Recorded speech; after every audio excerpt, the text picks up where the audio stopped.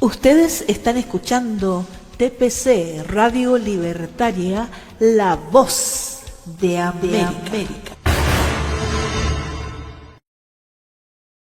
Bienvenidos, queridos oyentes, a otro episodio de Equalizer en TPC Radio Libertaria. Hoy nos acompaña el brigadier general de la Reserva Policial de Colombia, Hipólito Herrera Carreño, referente nacional de Administración de Seguridad Ciudadana y Gestión Pública. Hoy estaremos hablando de las fallas estructurales en la administración, gestión y gerencia de la convivencia y seguridad ciudadana por parte de la administración pública en Colombia. Con más de 40 años de servicio en la Policía Nacional de Colombia, administrador policial, administrador de empresas y especialista en administración aeronáutica, exdirector nacional del área de aviación de la Policía Nacional, experto en criminalística, criminología y resolución de conflictos, presidente del Colegio Profesional de Administradores Policiales, Colpap, docente en liderazgo policial y asesor de seguridad pública y privada, exdirector de seguridad de la empresa de acueducto y aseo de Bogotá. Prepárese para aprender de su visión y la experiencia en convivencia y seguridad ciudadana y liderazgo. Es también administrador policial, administrador de empresas de la Universidad Cooperativa de Colombia, especialista en administración aeronáutica de la Universidad Militar Nueva Granada, experto en criminalística, balística y documentología, Academia Enrique Fentanes, Policía Federal Argentina, estudios de criminología en la Universidad Complutense de Madrid, España, y curso de alta gerencia en la Universidad de los Andes en Colombia, curso integral de seguridad, defensa nacional, SIDENAL, Escuela Superior de Guerra de las Fuerzas Armadas y Militares de Colombia, diplomado en gerencia de seguridad internacional, seguridad privada, Academia Sicurex, director de la Escuela Regional de Inteligencia Antidrogas ERCAIAT de Lima, Perú, y docente en liderazgo policial y mando en la Policía Nacional de Colombia. Buenas noches, mi general. Es un honor tenerlo a usted aquí en nuestro programa. William, muy buenas noches.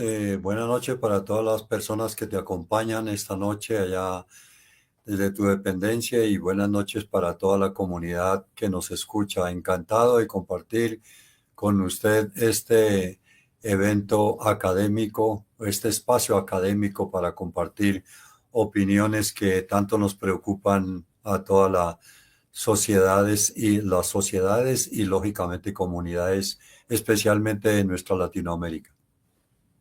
General, ¿qué representa para usted la democracia en el contexto colombiano actual? Pues definitivamente, como lo hemos aprendido desde tiempos inmemoriales, la democracia, como nos lo enseñaron nuestros antepasados, pues es la mejor forma, la forma más adecuada, más indicada para gobernar y para conducir las sociedades.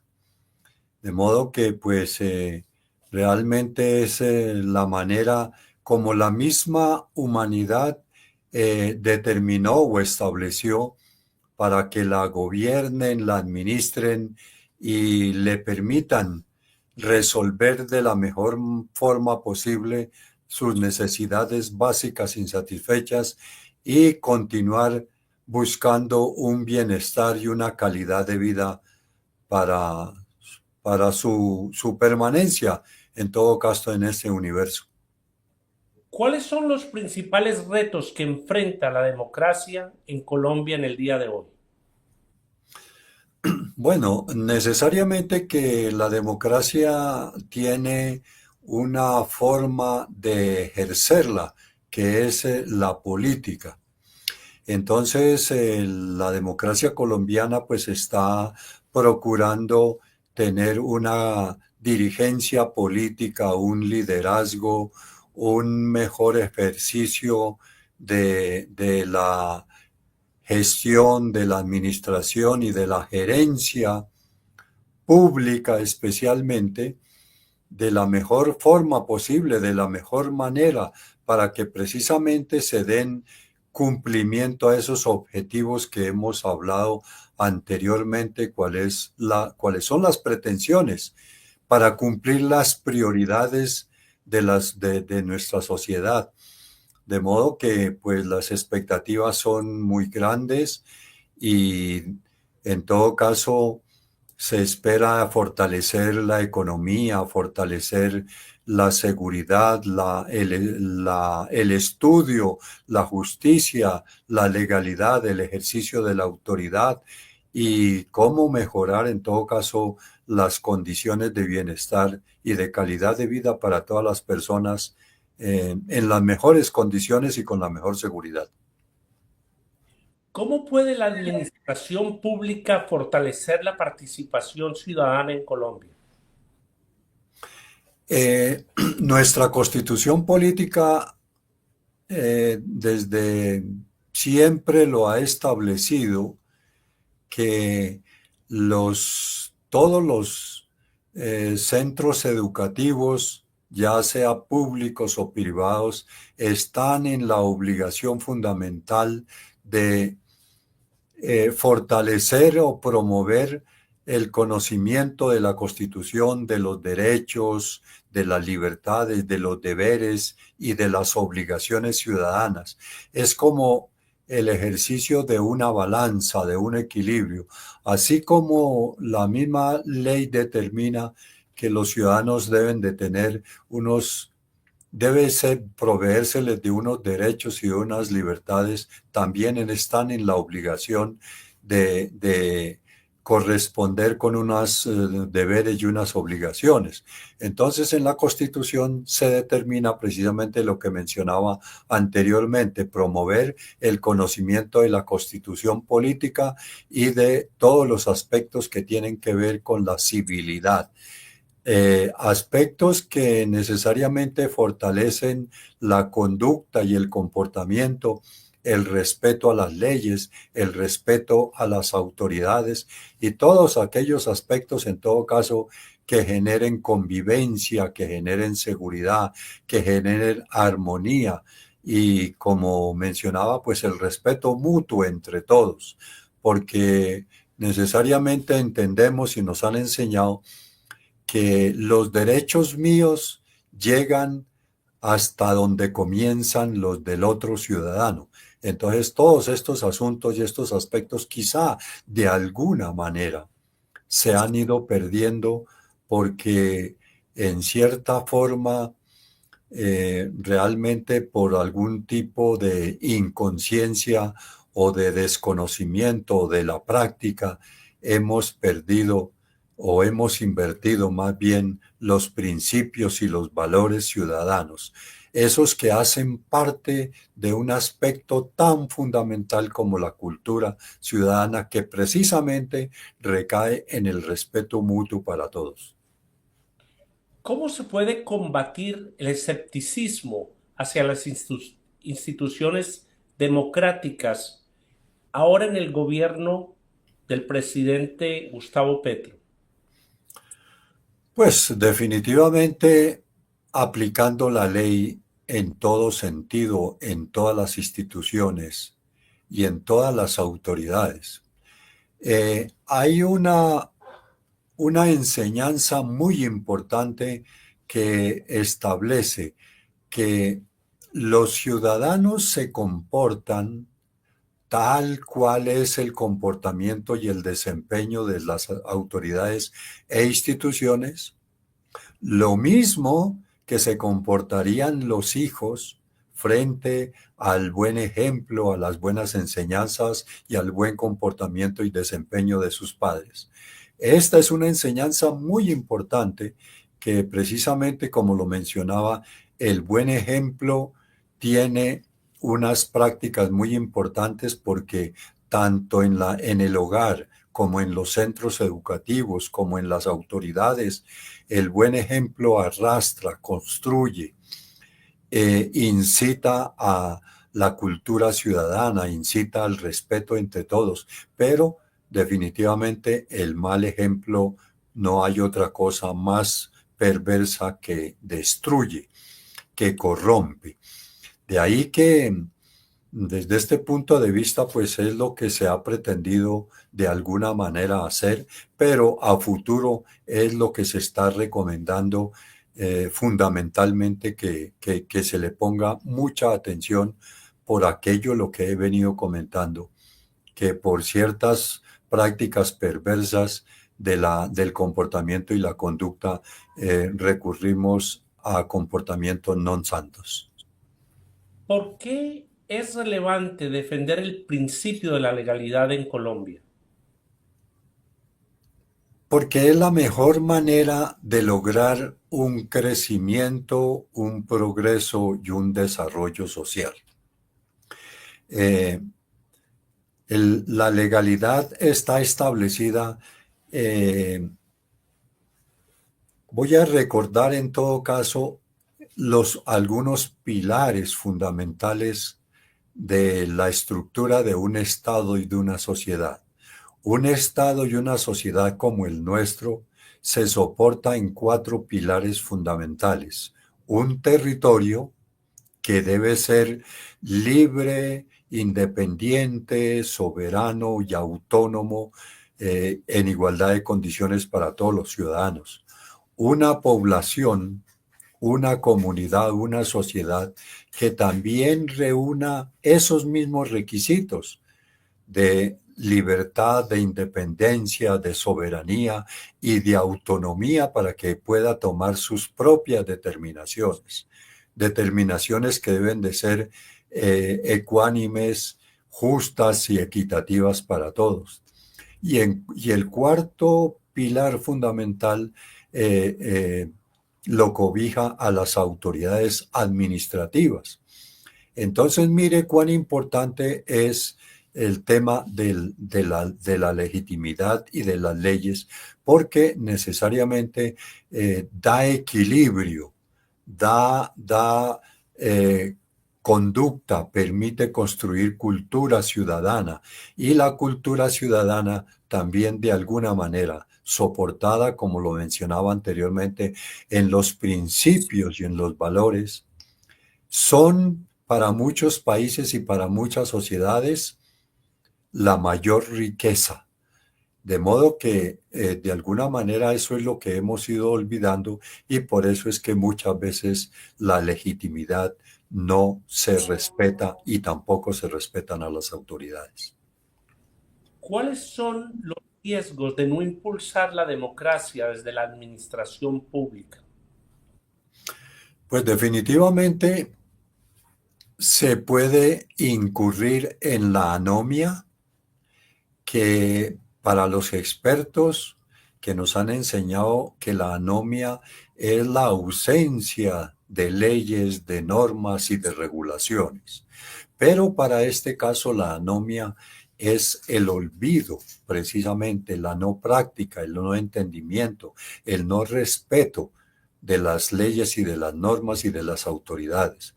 Y también se puede incurrir en caer en la anarquía, que también lo hemos aprendido que es como un sinónimo del caos, de la violencia, de la destrucción, del vandalismo, del crimen, y lógicamente de incurrir en los conflictos, y como lo mencionábamos de alguna manera, en que si la justicia no actúa, pues necesariamente las sociedades recurren a otras formas de cómo defenderse y cómo solventar sus necesidades básicas. Entonces, es definitiva y es fundamental.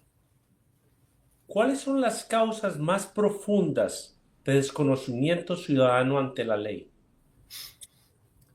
Sigo insistiendo en la inversión de los principios y de los valores, porque necesariamente los principios son sustentados en la igualdad, en la unidad, en la justicia, en la equidad, en la honestidad y lógicamente en la corresponsabilidad. Y los valores ciudadanos pues tienen que ver también de alguna manera con el respeto mutuo, con la honestidad también, de alguna manera, la corresponsabilidad.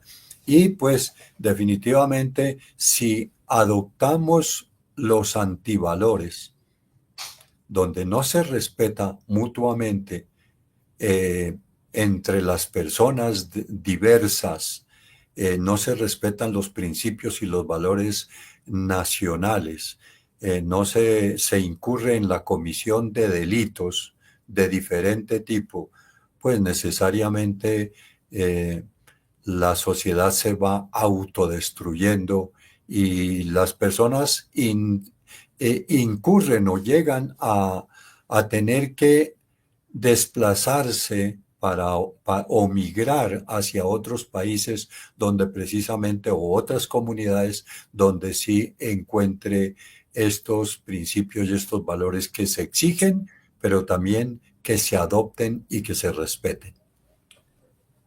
¿Por qué la doble moral se ha convertido en un fenómeno recurrente? Y es lo estoy mencionando porque muchos políticos predican lo que ellos mismos no practican, exigen lo que ellos no quieren que les exijan, siendo elegidos por el pueblo.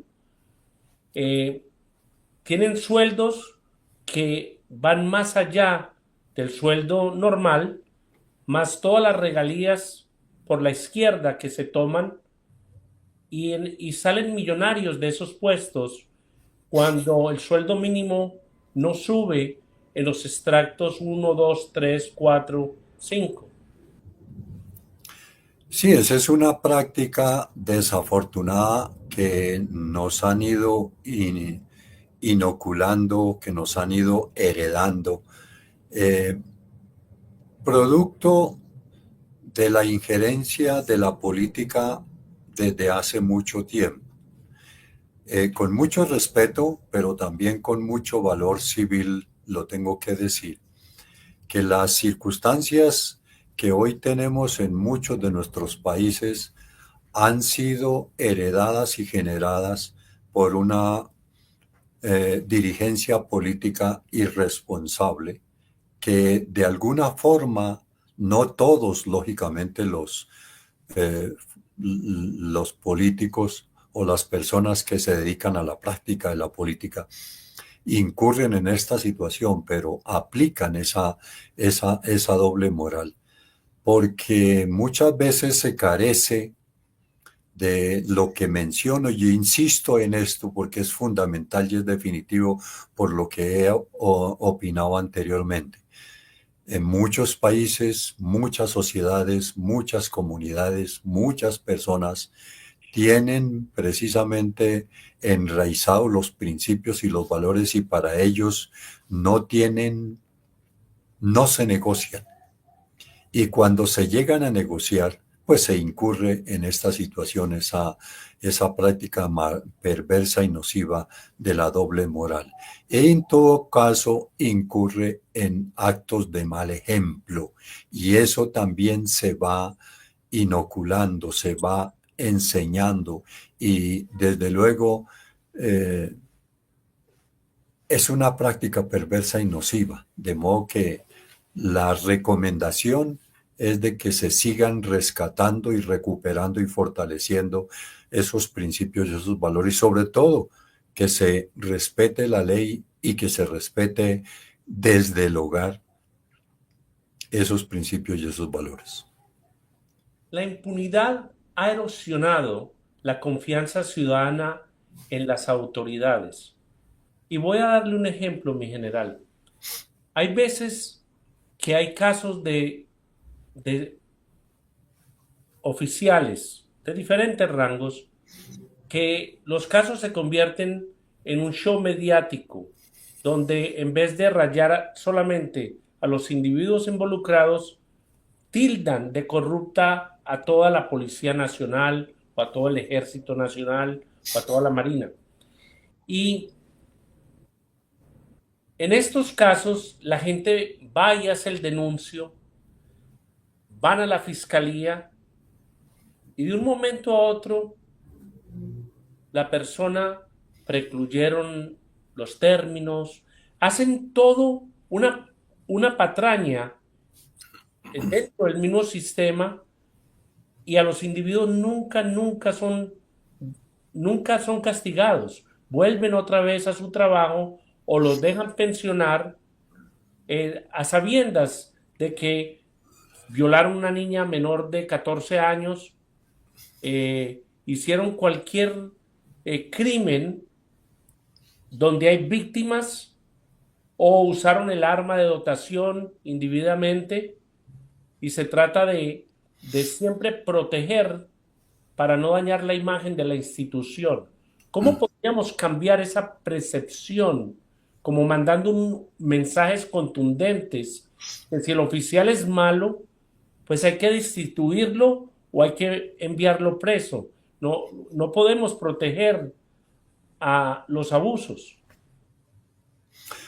William, quiero hacerle una sencilla comparación y lógicamente de lo que se está exigiendo hoy en día por diferentes aspectos.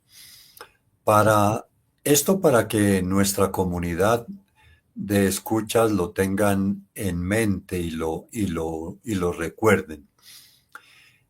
Para incorporar un miembro de la fuerza pública, sea fuerzas militares, que para nuestro país está integrada por el Ejército, la Armada Nacional y la Fuerza Aérea, eso se denomina fuerzas militares, y la Policía Nacional, que somos nosotros, porque hemos sido.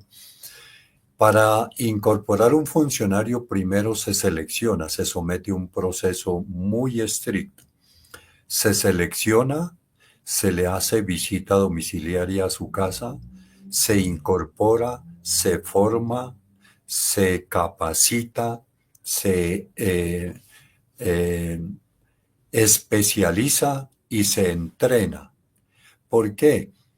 Porque es una persona que tiene una responsabilidad frente al Estado y frente a la sociedad muy grande, porque de él depende. En el caso de nuestras fuerzas militares, los soldados actúan para el cumplimiento de su misión, de la defensa del territorio y de la independencia nacional. Ellos actúan bajo las órdenes de un comandante, actúan en grupo. A nivel de policía, él en la calle actúa solo porque, desde luego, es la formación y la capacidad que ha obtenido. De él depende la vida y la integridad de las personas, y como lo establece el párrafo segundo de la Constitución Política, que habla sobre los fines esenciales del Estado, establece que las autoridades de la República están instituidas para proteger a todas las personas residentes en Colombia en su vida, en sus bienes, en sus derechos y en sus libertades. De modo que para tener un policía en la calle, desde recién egresado, debe tener una formación muy sólida. Entonces, es por ello que quizá hoy nos estamos dando cuenta que de pronto, y sería una recomendación también muy particular a las instituciones de educación, en el sentido de que también la selección de los profesionales futuros también tenga un poco más de consistencia, más exigencia. En el caso particular de la fuerza pública, dentro de ese proceso de formación, a nosotros se nos enseña a aplicar los códigos de ética. Para el caso de la policía, código de ética policial, y es un Padre Nuestro prácticamente. inicia, por ejemplo, como policía, tengo la obligación fundamental de servir a la sociedad, defender vidas y bienes al inocente del engaño, de la opresión o de la intimidación. Entonces, esto tenemos una oración del policía, tenemos y practicamos códigos de conducta para funcionarios encargados de hacer cumplir la ley que fue establecido por allá por Naciones Unidas en 1979. Entonces nos adornamos, nos enseñamos todo este tipo de doctrina para tener un profesional lo más íntegro posible. Pero de acuerdo a su inquietud, ¿por qué muchas veces se incurre en actos irregulares, en actos que van contra la ley? Primero que todo porque esa persona posiblemente no fue lo suficientemente bien formada. Hubo falencias, hubo deficiencias en este sentido, o por esa subcultura de la doble moral o de los malos ejemplos. Hay una película que en algún momento me enseñó, una película que si mal no estoy es construida en Argentina, de hecho en Argentina, dice que cuando un delito quede impune, la justicia se desvanece y la sociedad se debilita. Cuando una justicia no actúa de la forma más eficiente, más transparente, más oportuna, se puede dar pie a esta situación. ¿Podría darse que se esté dando? Sí, yo creería que sí. Entonces, de acuerdo a su inquietud, es otro de los asuntos fundamentales y prioritarios, es una de las prioridades de nuestras sociedades de fortalecer la justicia, rescatar la autoridad y rescatar la legitimidad. ¿Qué relación existe entre el debilitamiento familiar y el aumento de conductas antisociales en la sociedad colombiana de hoy en día? Pues definitivamente el desconocimiento de las leyes. Los ciudadanos, y somos todos quizá, pero quizá unos más que otros, no conocemos la magnitud de las leyes partiendo, por ejemplo, de la Constitución política, porque allí se establecen, por ejemplo, en el artículo 4 de la Constitución política de Colombia determina que todos los ciudadanos residentes en Colombia, y no solamente es para los colombianos, es para todos los ciudadanos que están residiendo en el territorio colombiano, están obligados a respetar las leyes y a respetar las autoridades. Entonces, desde ese punto de vista, pues necesariamente muchas veces desde el hogar se incurre en estas fallas que como no se conoce, también por carencia de concurrir a una escuela, a un centro técnico o a un colegio o a una universidad. Ahí hay una falla muy importante y ese es otro de los aspectos que precisamente para mejorar estos asuntos en un país, en una comunidad, hay que fortalecer la educación, pero una educación de la más alta calidad. Ojalá soportada y sustentada en la ciencia, en la tecnología y en la innovación, porque ello nos permite precisamente conocer las leyes y saber cuál es la estructura de un Estado y dónde se ubica el ciudadano común y corriente, dónde está el hogar, cuál es la responsabilidad de los padres, cuál es la responsabilidad individual y cuál es la responsabilidad colectiva.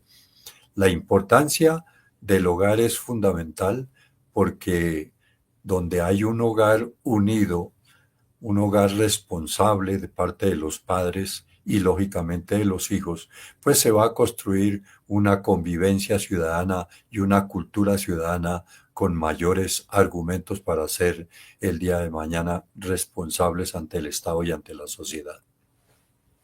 La juventud de hoy en día tiene mayor tendencia a ignorar la ley que generaciones anteriores. ¿Qué ha cambiado? ¿Es la tecnología? ¿Es las películas de Hollywood? ¿Es las secuelas que dejó el sicariato y el narcotráfico? ¿O es la manera de ver la vida y coger el camino del dinero fácil? Pues habría muchos aspectos desde este punto de vista, porque como usted muy bien lo observaba en las anteriores inquietudes y preguntas, pues si se parte de hogares disfuncionales, de comunidades fragmentadas, donde en esas comunidades no se permite el acceso a la ley o a las autoridades, entonces desde ese punto de vista se van permitiendo precisamente conductas perversas, doctrinas o ideologías que aplican aspectos de anarquía, aspectos de antivalores. De modo que hoy en día eh, muchas comunidades están reclamando que haya más orden, más disciplina, más control, pero también más oportunidades para los jóvenes. Los jóvenes también están observando que de pronto recurren a capacitarse, a profesionalizarse, a tecnificarse, pero los estados, las autoridades administrativas, las instituciones no les dan las suficientes oportunidades. Entonces, como jóvenes, pero también como comunidades, están lo que mencionábamos anteriormente, recurriendo a actos de ilegalidad o al facilismo. Y también, ¿por qué no? Como usted lo ha mencionado, eh, proveerse muchas de las necesidades básicas, pero por el facilismo, como mencionamos anteriormente. Y son invitados, son adoctrinados de alguna manera, y como allí obtienen recursos económicos o logran sus necesidades, entonces es una forma muy facilista que no es recomendable para que haya una convivencia pacífica y una seguridad y una cultura ciudadana lo más acorde a lo que necesitamos y a lo que las mismas sociedades están reclamando. General, ¿a usted no le parece que sería ya tiempo de que Colombia quite los extractos sociales, que es como casi un tatuaje de nacimiento, donde ya la persona, por muy bueno que quiera ser y por muy buen estudiante, lo limita a muchas cosas? Sí, estoy totalmente de acuerdo porque definitivamente creo que por naturaleza, por la ley natural, producto de la ley natural y producto de los que tenemos conocimiento o creencia en una ley superior, eh, producto de nuestras creencias religiosas, pues todas las personas, y lo dicen los códigos y las constituciones, todas las personas son iguales ante Dios y ante la ley. Quienes no creen en un ser superior son iguales ante la naturaleza y ante la ley estatal. Sí, De porque ahí que, tenemos, por ejemplo, en Bogotá, y la ciudad está dividida en dos. El norte, los que tienen mucho, y el sur, los que tienen poco y hacen el esfuerzo para sobrevivir. Son como dos ciudades separadas en una misma ciudad y en un mismo país. Eh, entonces los niños, y me ha tocado a mí verlo, son discriminados. Si son indígenas y se vienen de sus poblaciones y están en las aceras pidiendo, no le dé plata a ese indio asqueroso. Si son negritos y vienen del Chocó, ese negro huele maluco, mi hija no va a salir con ningún negro. ¿Qué apellido tiene él?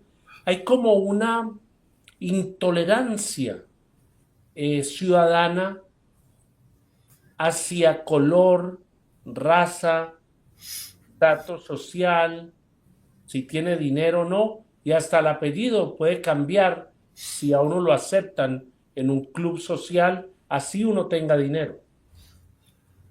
Sí, definitivamente son aspectos que a la altura de los avances de la humanidad, de la ciencia, de la tecnología, eh, deben ser una prioridad también, como mencionábamos anteriormente, que hay que modificar, que hay que cambiar, que hay que transformar.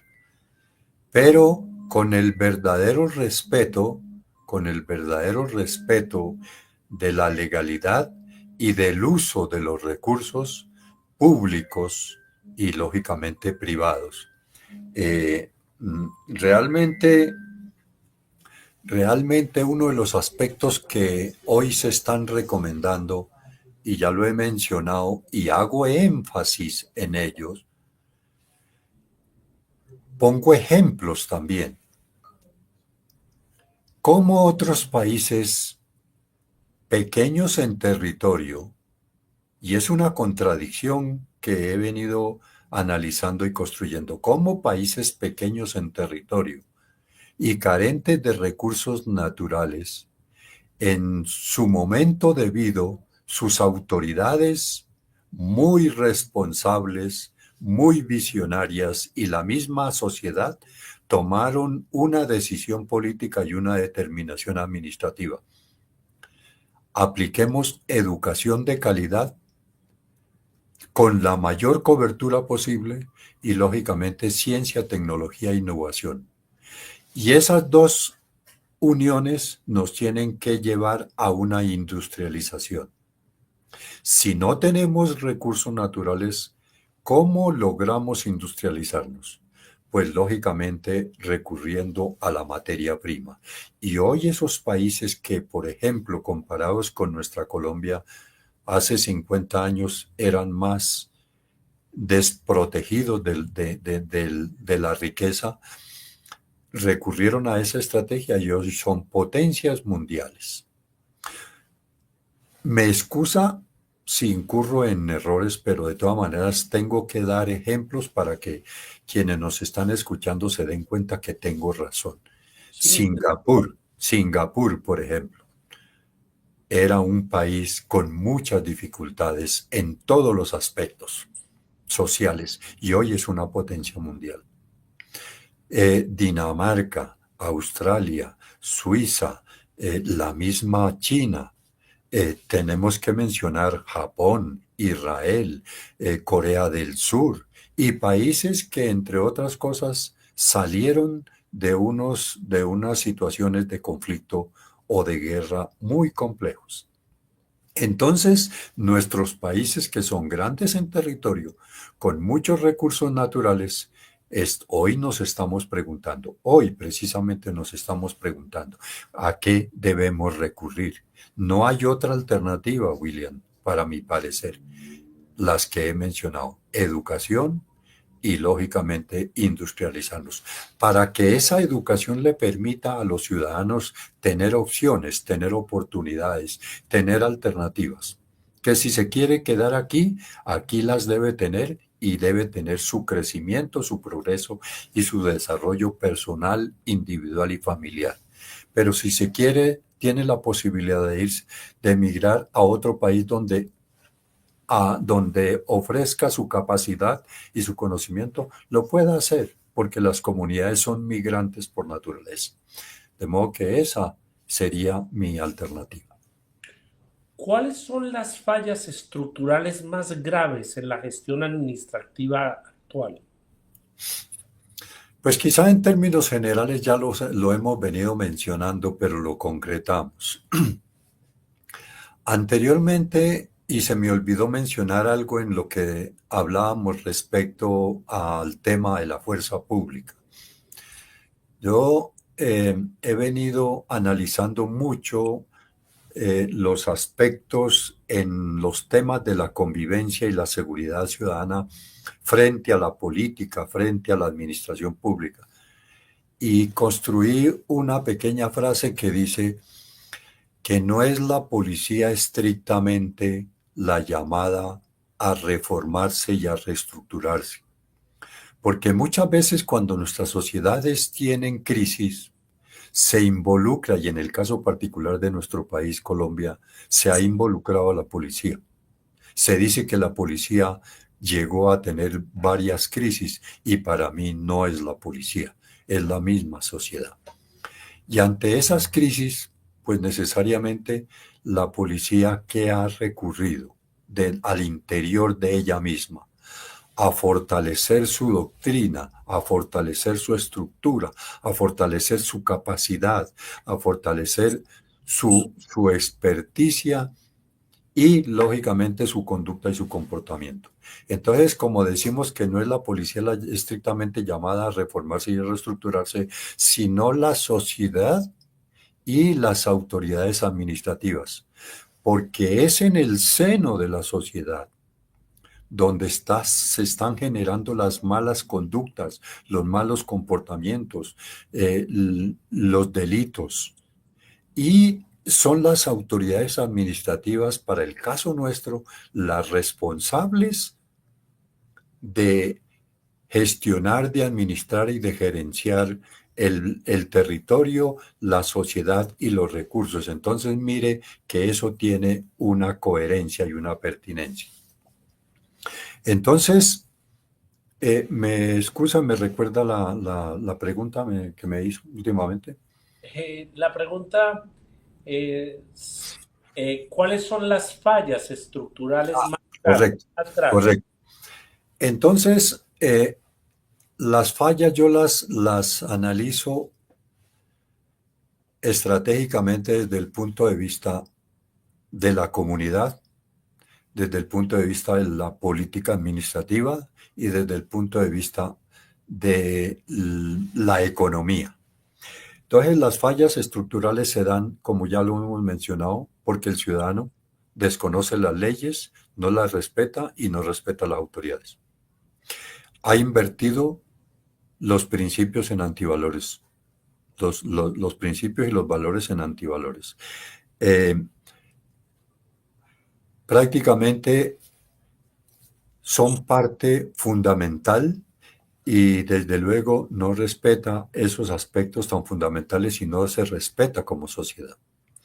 En el tema de la política y la administración, lamentablemente tenemos que decir que una persona que se hace elegir para liderar una administración pública, trátese de alcalde, de gobernador o de presidente, generalmente lo hace, diría yo, me atrevo a decirlo, por un interés más particular que comunitario.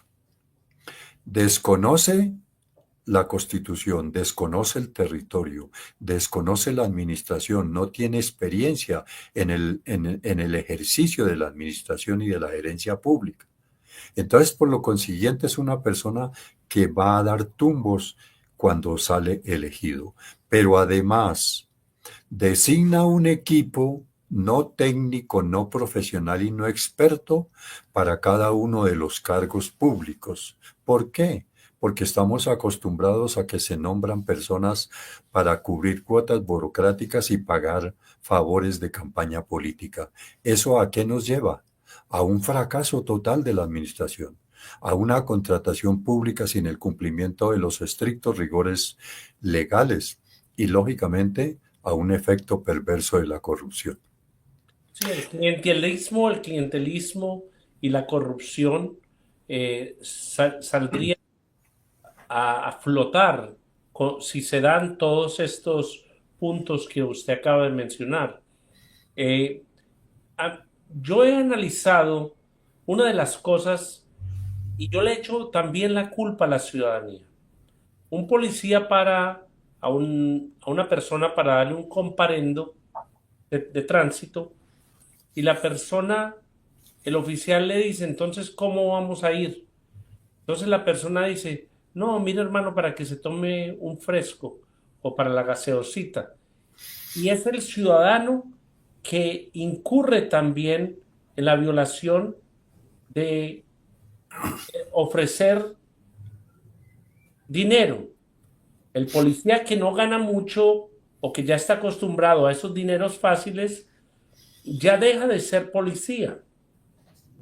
¿Usted no piensa que si la CIPOL formara grupos donde hagan exámenes de integridad a policías que ya están siendo vistos de mala manera, grabarlos incurriendo en estos crímenes,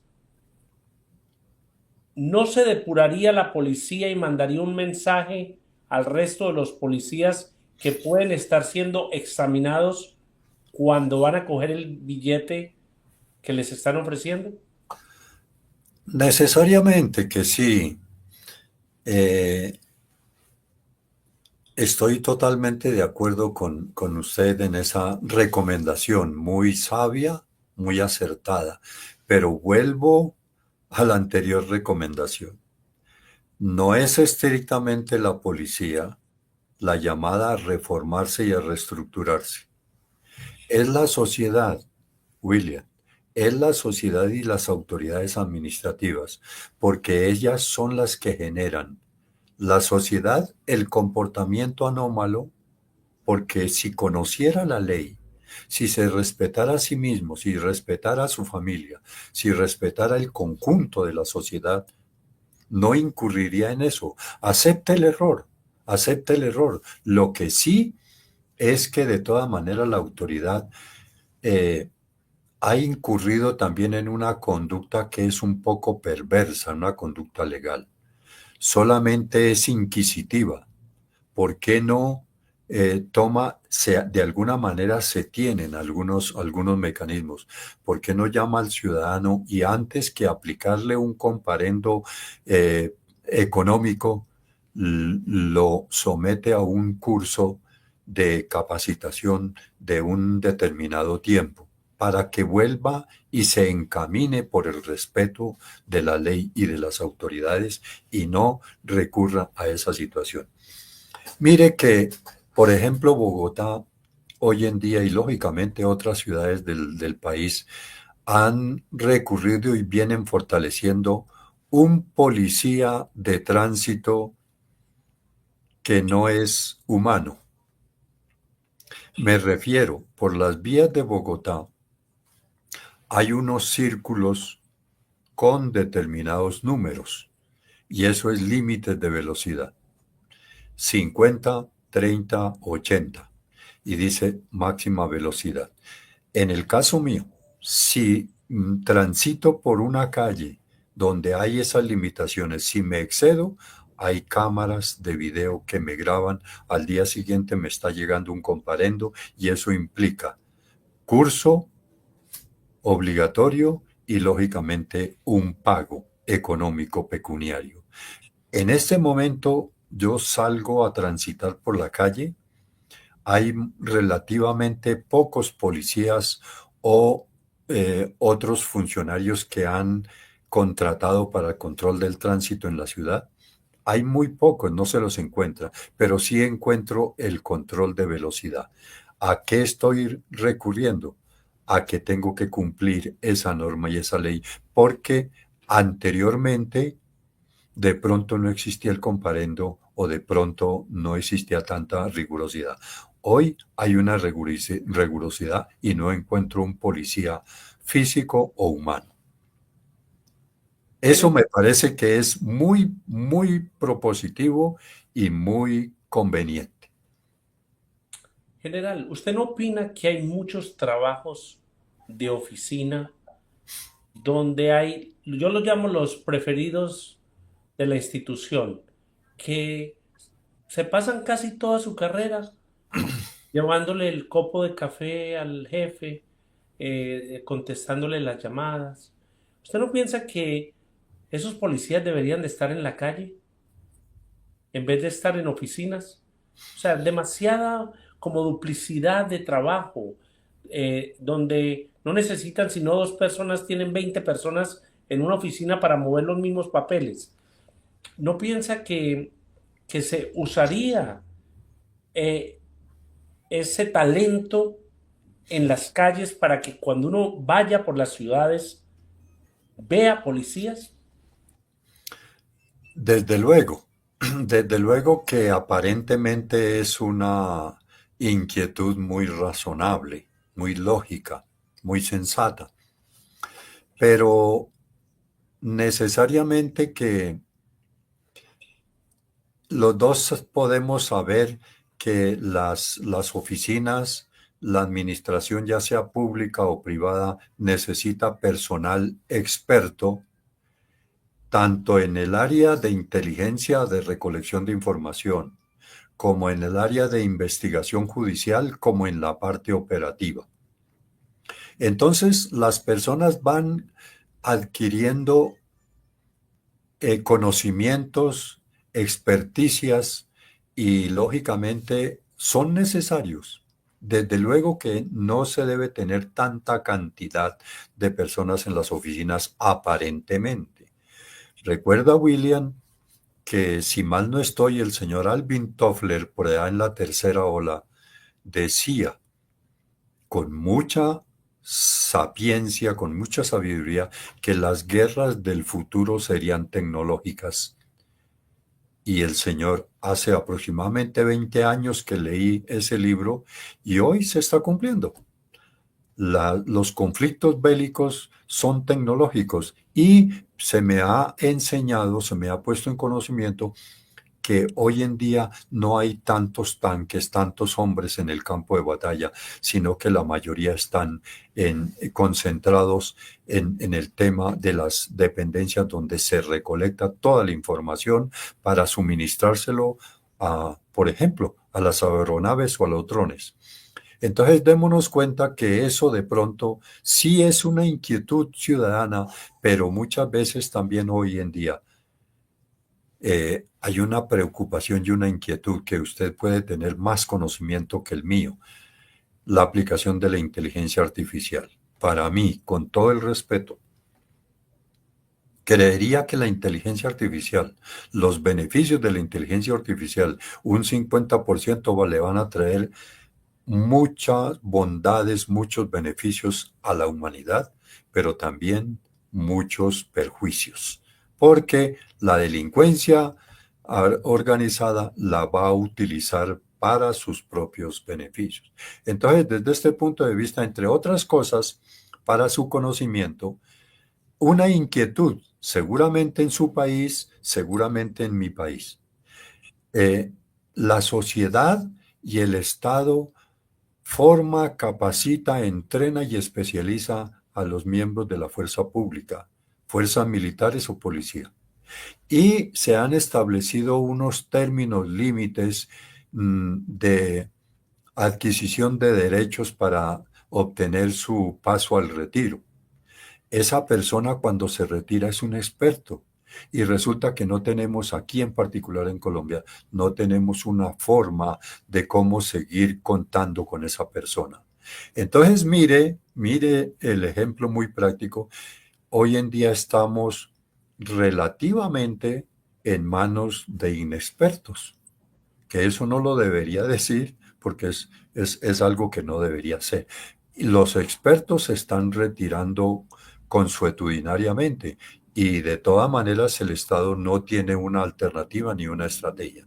Pero esas personas se podrían seguir utilizando en diferentes campos que serían muy provechosos, muy provechosos.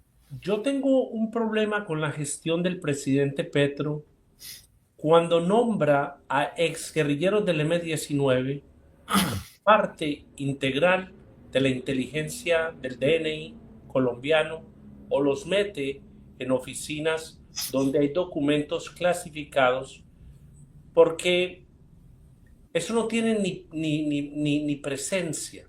Pienso que cada persona tiene su lugar y pienso que lo que está diciendo mi general es muy cierto. ¿por qué no coger a todos estos pensionados de la policía y si tienen las calificaciones suficientes, dejarlos seguir ejerciendo en algún papel dentro de otras organizaciones del Estado donde sus experticias y sus años, que son miles y miles de años, si cogemos a todos los muchachos que se van retirando anualmente, de experiencias valiosas? Hay muchachos que se retiran y usted los ve manejando taxi porque la pensión no les alcanza. O en el caso de los oficiales de alto mando como su persona, que pueden fomentar no solo la confianza de los nuevos pupilos en estas oficinas, sino que traen un liderazgo y una experiencia que no se puede comprar con dinero, que para uno formar un general se necesitan por ahí 25 a 30, 35 años. Eso no se puede comprar. Usted no puede ir a una universidad y le dan una píldora en 4 años y ya usted tiene esa experiencia. Creo que Colombia y muchos países latinos están desaprovechando toda esta experiencia. El caso, miremos a los muchachos de las fuerzas especiales. Colombia se gasta una millonada entrenándolos. Estados Unidos también los lleva a cursos. Otros países les dan el entrenamiento y ahora están trabajando para carteles, para organizaciones en otros países, peleando guerras que no les pertenecen, donde no les pagan, donde son sacrificados y a veces ni devuelven sus cuerpos a Colombia, porque en Colombia no encuentran un apoyo institucional. Sí, desde luego que usted tiene mucha razón, necesariamente que sí. Hay una frase muy ciudadana en nuestro país que habla zapatero a tus zapatos.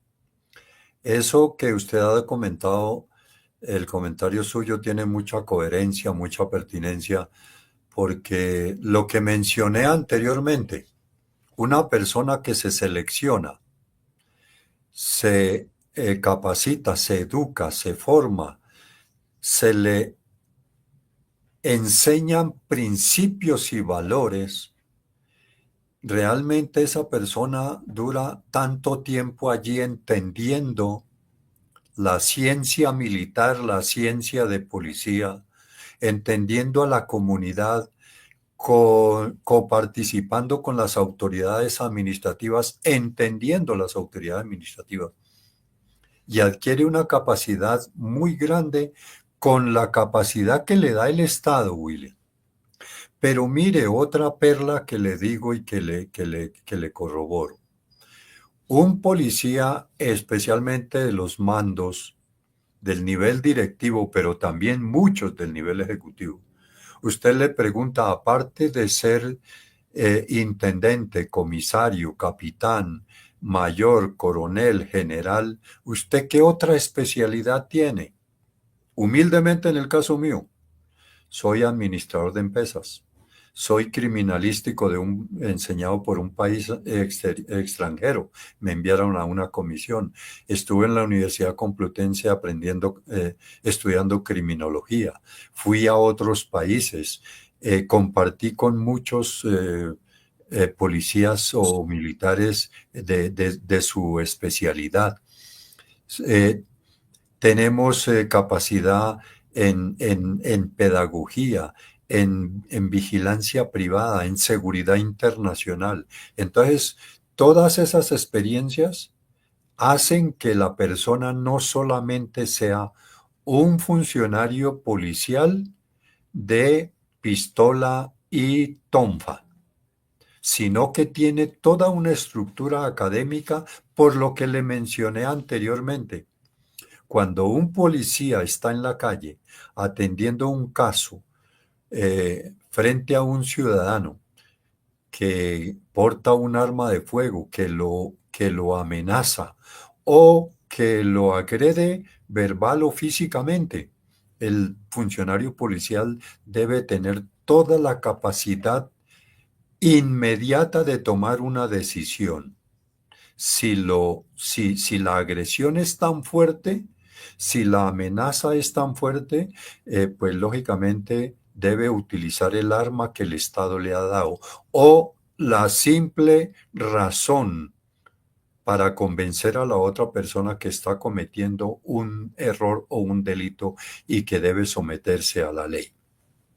De ahí que, lógicamente, esas dependencias que usted ha mencionado deben ser ocupadas por personas con mucha capacidad y mucho conocimiento, porque posiblemente si se colocan allí, que es una de las fallas estructurales de la administración, colocar personas que no tienen el conocimiento, no tienen la capacidad, ni tienen la experticia para hacer crecer el Estado y ganar la confianza y la credibilidad del ciudadano, pues necesariamente no avanzamos, retrocedemos y posiblemente se incurra en delitos graves. ¿Qué papel tiene la meritocracia en la selección de funcionarios públicos en Colombia? Pues definitivamente está establecido en las normas y en las leyes, pero error de la administración pública. No conforman equipos que tengan el suficiente conocimiento, la suficiente capacidad, los suficientes títulos que les den idoneidad.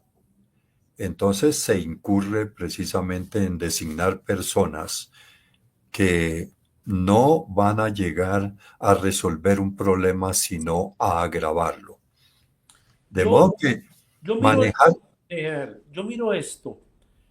¿Cómo es que el gobierno nacional manda a un drogadicto a que sea un funcionario representante como embajador o como representante de Colombia en el exterior, sabiendo que tiene problemas de uso de sustancias, y en vez de llamarlo y poner a alguien calificado, a alguien que no tenga esos problemas, porque es la imagen de Colombia la que se daña? Cuando uno manda a personas no calificadas, solamente por amistad o por nepotismo, de, de años de estar en el mismo círculo vicioso, creo que hacemos un mal servicio, no solamente a Colombia, pero al mundo entero, porque como uno va a ir a una oficina a hablar con alguien que está más de allá que de aquí. Sí, necesariamente el uso de esa condición de autoridad, pero también de esa función de la diplomacia, pues debe ser de mucha responsabilidad. Y como mencionaba también, hago un comentario particular y pertinente. Creo, sin lugar a dudas, le digo lo siguiente, William. Cuando en 1891 se comenzó a reestructurar la policía incipiente que existía en Colombia en ese tiempo, se invitaron comisiones externas que vinieran a ayudar a reestructurar y a formar una policía para Colombia, que era muy incipiente. Vinieron comisiones de Estados Unidos, de Francia, de Canadá, de Chile, de diferentes países, de España, y lógicamente nos permitieron tener la capacidad que hoy se tiene. Hoy, sin lugar a dudas, le digo que la Policía Nacional de Colombia ya casi no invita a comisiones externas con el respeto que se merecen todos nuestros países, porque aprendimos, porque nos capacitamos, y hoy la policía es considerada un referente nacional e internacional. Y es la Policía Nacional que sus funcionarios son invitados a otras policías del mundo a ayudar a su estructuración y a su capacitación. De igual manera, en la diplomacia hay toda una carrera diplomática. Necesariamente conforme a su inquietud, pues son esas personas las que deben seguir escalando en la pirámide, porque pues necesariamente para algo están allí y han sido incorporadas con mucho tiempo de anticipación y se le exigen requisitos. Y la meritocracia precisamente hay que respetarla. No hay duda. Es muy importante, general. Voy a salirme un poco del tema, una inquietud que tengo yo al ver a la señorita Epa Colombia, eh, que fue transferida de una cárcel donde estaba pagando su condena a una guarnición militar. ¿Qué opina usted de eso, general? Pienso que para eso el Estado tiene un Ministerio de Justicia. Y el Ministerio de Justicia tiene dentro de su estructura un Instituto Nacional Penitenciario, el INPEC. Tiene unas dependencias precisamente dispuestas para que las personas responsables de cometer delitos paguen sus condenas. Entonces, las instituciones de policía o militares no son cárceles. Y desde luego, bajo ningún punto de vista, si es por seguridad, pues lógicamente el Ministerio de Justicia, el Gobierno Nacional, el INPEC deben de tomar las determinaciones que correspondan para proteger la vida y la dignidad de las personas que están allí. De ahí que no es para mí, con el respeto que me merece la administración pública, pero no es para mí lo más conveniente que nuestras instalaciones policiales se conviertan en cárceles para condenados por cometer cualquier tipo de delitos. ¿Cuáles son los mayores desafíos en materia de seguridad ciudadana hoy en día? Pues definitivamente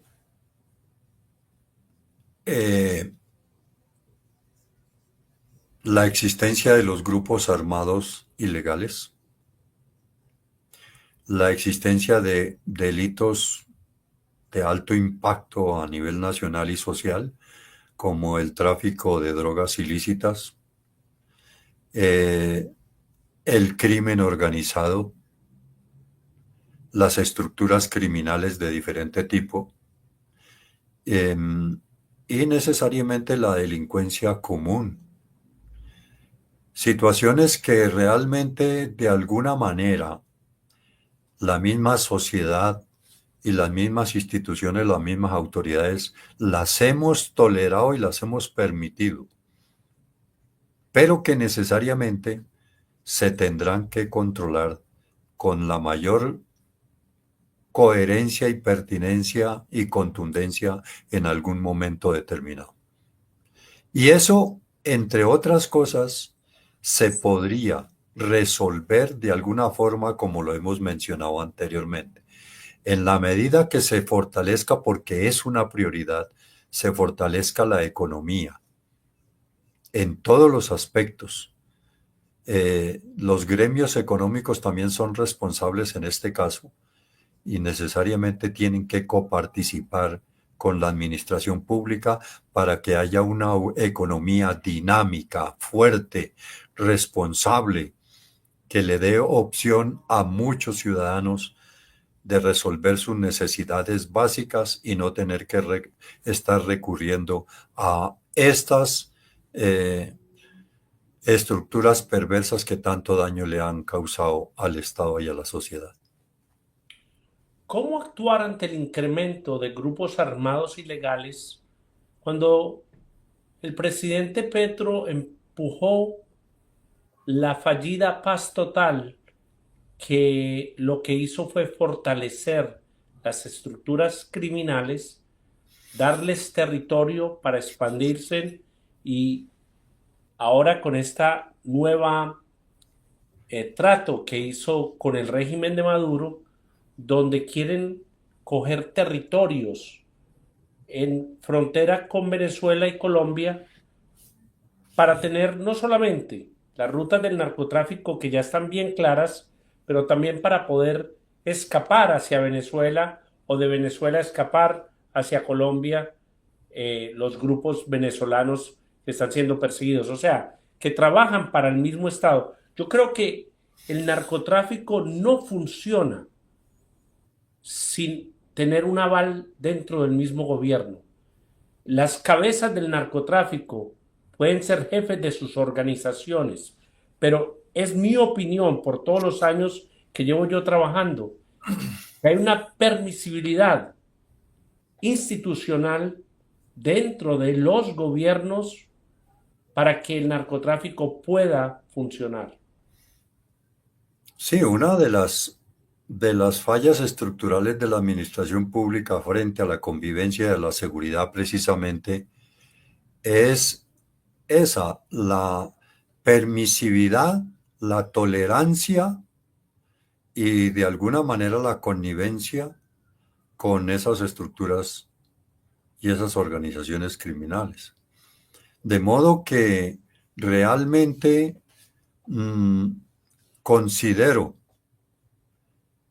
con el respeto de la autoridad, de todas las autoridades y lógicamente las decisiones, pero no son formas de lograr un crecimiento, un progreso y un desarrollo para el país, como es su obligación y su responsabilidad.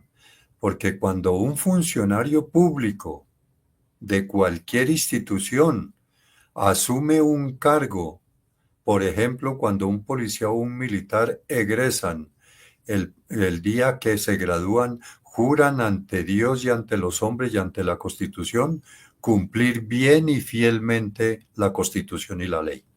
Lo mismo lo hace cualquier funcionario público. Entonces, artículo segundo de la Constitución Política, fines esenciales del Estado, establece que las autoridades tienen que promover la prosperidad general, facilitar la participación de todos, brindarles el bien común, no por sectores, no por territorios, es para toda la población en general. De ahí que en todo caso no hay duda, hay que cumplir bien y fielmente la Constitución y la ley desde todo punto de vista y necesariamente este tipo de decisiones no están, como quien dice, dando o cumpliendo las expectativas de una población que siempre demanda respuesta a sus necesidades básicas. ¿Por qué fue general? Esta va a ser, tengo dos preguntitas solamente porque se nos está acabando el tiempo. ¿Por qué es que la JEP está siendo usada como un instrumento para castigar a oficiales, tanto policiales de todos los rangos como militares, en vez de castigar a los verdaderos criminales de los grupos armados? Pues creería que necesariamente y aparentemente el espíritu de la norma es una justicia especial para la paz. Estamos pendientes y estamos esperando que precisamente tenga la fortaleza legal de cumplir con esa pretensión y esos parámetros establecidos. Realmente sí, la sociedad, las instituciones y las víctimas están viendo que para ellos no se ha cumplido esa pretensión con que fue creada. Sí, de pero modo. general, el problema que yo tengo con esto es el siguiente. Mirándolo como un investigador criminal con muchos años de experiencia, es el siguiente. Si a mí me traen 1.000 acusados que son de grupos armados y yo no muevo esos casos y me concentro en acusar a miembros de la fuerza pública, ¿qué tiempo le puedo yo dedicar para lo que a mí me contrataron a hacer? O sea, yo no he visto, por lo primero, no he visto ningún militante yendo a un juicio serio y recibiendo una condena ejemplar. Pero yo sí le he visto muchos casos de generales, coroneles, mayores, capitanes, que por la mentira de un criminal les abren un proceso, los hacen gastar todo el dinero en el mundo en abogados, pierden sus matrimonios porque no les da la pensión para seguir luchando para probar su inocencia, porque a ellos no les dan la presunción de inocencia. Ellos ya están tratando de probar que ellos no cometieron lo que están diciendo, ¿verdad? Y veo a los criminales en mesas en La Habana, salen y entran por el aeropuerto El Dorado, van y vienen cuando quieren, se muestran armados frente a las cámaras, es como una burla. Y no vamos a hablar de los que mueren en territorio venezolano, que yo los llamo los Lázaros, porque todos resultan estar vivos meses después de que la fuerza pública colombiana dice que ya les dieron de baja. Todos mueren con explosiones, nunca se recuperan los cuerpos. Para mí, el señor Santrich no está muerto. Para mí, muchos de esos muertos, a no ser que los lleven a medicina legal, para mí no están muertos. Y yo creo que hacen un mal servicio las fuerzas del orden declarar a alguien muerto cuando no, y los medios de comunicación, cuando no hay un cuerpo. Sí, desde luego. Eh, Ahí tienen que ponerse al frente de esas situaciones los organismos y darles todo el apoyo y, y el respaldo institucional para que se confirme, porque usted tiene mucha razón, no se puede hablar de algo que no se ve ni se conoce. Entonces, eso genera a nivel institucional y a nivel de la población, genera desconfianza e incredulidad. Y lo que decíamos anteriormente, un crimen que queda impune, la justicia se desvanece y la sociedad se debilita. Eso es lo que hay que evitar. A futuro hay que tener una sociedad como lo que mencionaba anteriormente, que conozca la ley, que respete la ley, que respete las autoridades, porque o si no, eh, lo que mencioné de alguna forma, se incurre en aplicación de justicia por su propia mano y eso es una decisión perversa y antinatural e ilegítima. General, una última pregunta y es referente a nuestros niños y niñas en Colombia. ¿Por qué las autoridades colombianas no pueden subir la edad a 18 años de la ilegalidad de tener sexo con menores? Ahora con la niña yo creo que está en 14 años, si no estoy mal. ¿A usted no le parece que sería mucho mejor para proteger a nuestra niñez? Realmente sí, yo estoy totalmente de acuerdo. Eso hay que someterlo a un análisis o a unas conclusiones y a unos estudios académicos, psicológicos, psiquiátricos, de conveniencia social y legal, porque pues necesariamente se cometen muchas irregularidades en ese sentido y quien sale perjudicado definitivamente es la misma sociedad y lo mismo, lógicamente, el Estado. El Estado tiene que, creería yo que tenemos mucha legislación, pero legislación que no se cumple. Entonces se actúa es de pronto a conveniencia y no como tiene que darse precisamente en beneficio de la misma población y preservando la imagen y la fortaleza del Estado y de sus instituciones. General, ha sido un placer tenerlo en la noche de hoy. Espero que esta sea una de muchas invitaciones que me acepte. He aprendido mucho de usted. Ha sido un honor para mí tenerlo en mi programa y espero que Colombia vea el valor que tienen ustedes, los oficiales retirados, en buen uso de su retiro y que los utilicen en verdad para hacer un papel importante en construir una Colombia más sólida, más fuerte, donde la gente se sienta bien, no donde el criminal sea el que controle al país. Muchas gracias y mi Dios me lo bendiga a usted y a su familia. William, igualmente, muchas gracias por darme la oportunidad.